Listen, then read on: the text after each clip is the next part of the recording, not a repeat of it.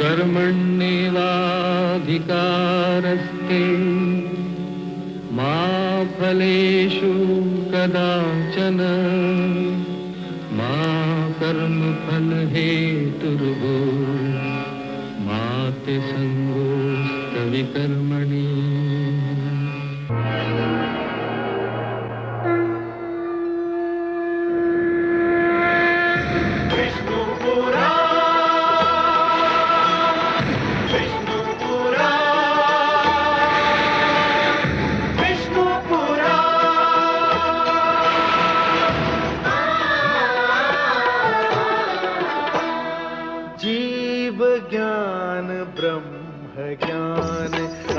श्री विष्णु पुराण ओम की कथा महान।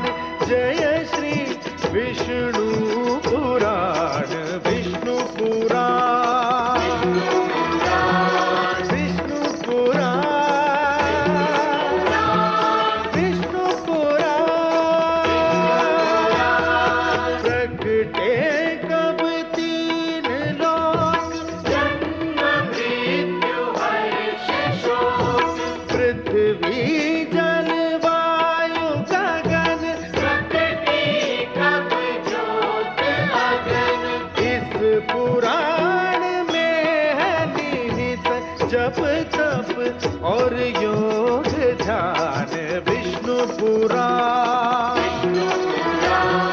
विष्णु पुराण विष्णु पुराण। मैं मां हूं, धरती मां।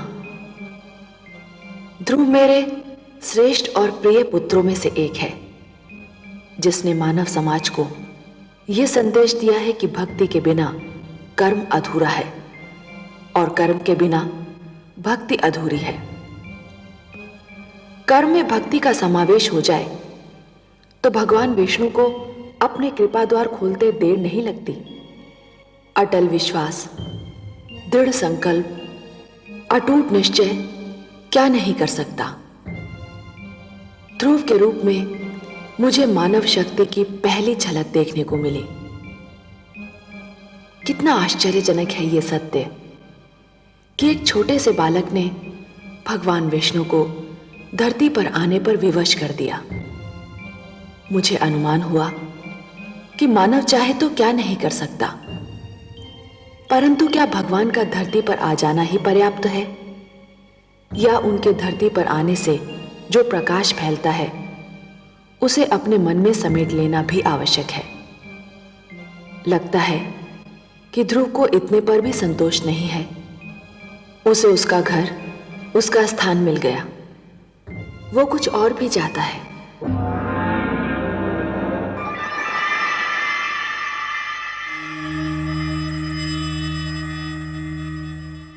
वासुदेव, वासुदेव, आप कहाँ चले गए वासुदेव?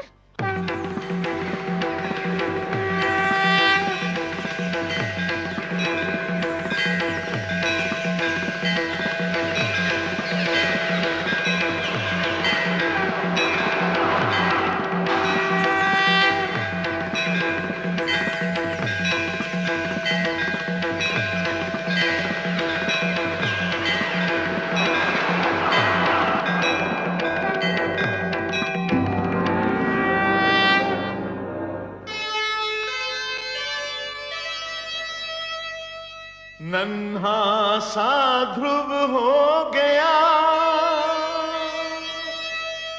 ऐसा भक्त महान, शक्ति दिखाई भक्ति ने, प्रगट हुए भगवान।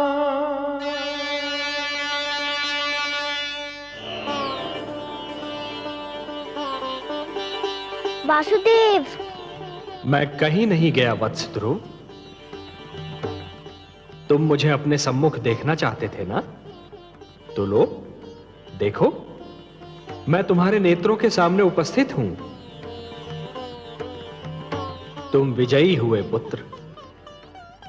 तुमने मुझे जीत लिया।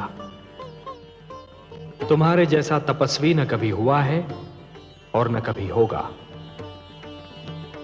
तुमने सिद्ध कर दिया कि जीव ब्रह्म का ही एक अंश है और अपनी साधना से ब्रह्म को भी धरती पर ला सकता है। तुमने यह सिद्ध कर दिया वत्स कि सृष्टि की सबसे बड़ी शक्ति है भक्ति। वत्स ध्रुव, अब श्वास लेना आरंभ कर दो पुत्र। अब मैं कहीं नहीं जाऊंगा।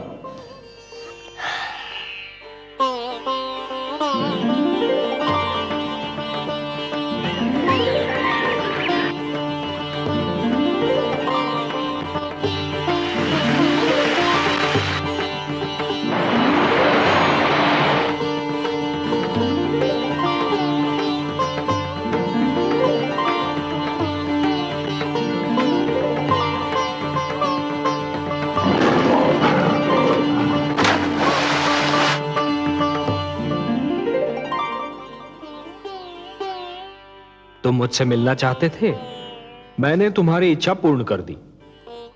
अब अपने माता पिता के पास लौट जाओ। नहीं भगवान नहीं, अभी मैं नहीं जाऊंगा। क्यों वत्स? भी तो मुझे आपसे बहुत सी बातें करनी है, बहुत से प्रश्न पूछने हैं। प्रश्न? मुझसे? भला ऐसे कौन से प्रश्न हैं तुम्हारे मन में? मुझे बताइए प्रभु कि मेरी छोटी माता मुझे अपना पुत्र क्यों नहीं मानती? उन्होंने मेरी माताश्री को दासी क्यों कहा? उन्होंने मुझे मेरे पिताश्री की गोद से क्यों उतारा? मेरे पिताश्री ने छोटी माता को रोका क्यों नहीं? बताइए भगवान। अरे अरे अरे अरे अरे, इतने सारे प्रश्न एक साथ? अच्छा ये बताओ कि सबसे पहले तुम किस प्रश्न का उत्तर चाहते हो? मुझे मेरे पिताश्री की गोद से क्यों उतारा गया? अच्छा, तो इस प्रश्न ने तुम्हें सबसे अधिक व्याकुल किया है? हाँ भगवान। मेरे निकट आओ।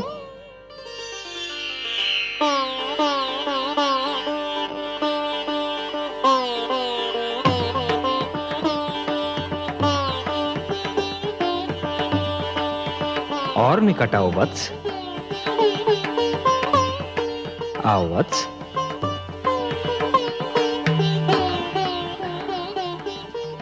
मेरी गोद में बैठ जाओ।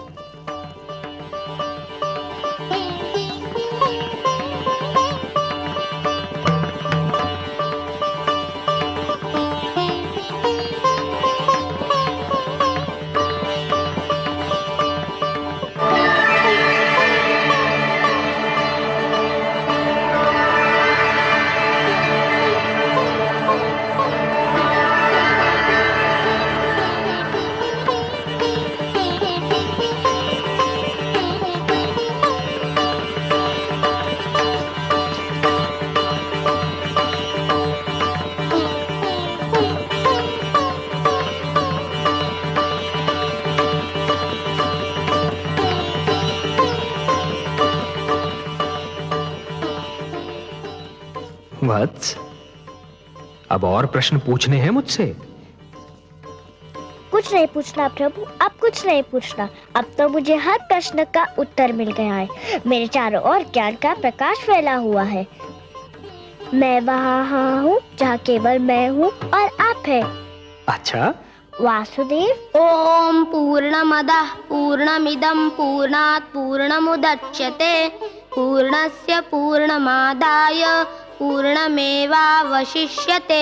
अब ना कोई कामना है ना कोई इच्छा। आपकी गोद में आकर लगता है इसके सिवा हर वस्तु तुच्छ है। अब मुझे कुछ भी नहीं चाहिए। मुझे मेरा ठिकाना मिल गया, मेरा घर मिल गया।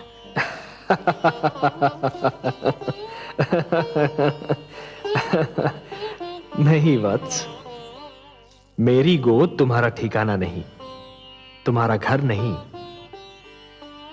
तुम्हारा घर तो वो कर्म भूमि है जिसका नाम है जीवन, संसार। भक्ति से तुमने मेरा मन जीत लिया, अब कर्म के माध्यम से तुम्हें परिवार का मन जीतना है।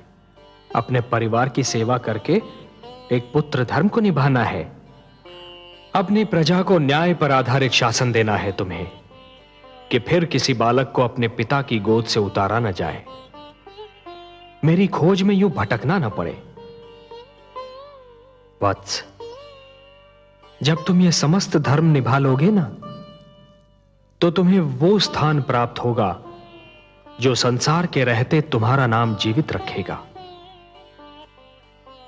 मैं तुम्हें वरदान देता हूं वत्स कि मानव धर्म का निष्ठापूर्वक पालन करने के उपरांत तुम्हें नक्षत्र लोक में वो स्थान प्राप्त होगा जो तुम्हारे ही नाम से जाना जाएगा।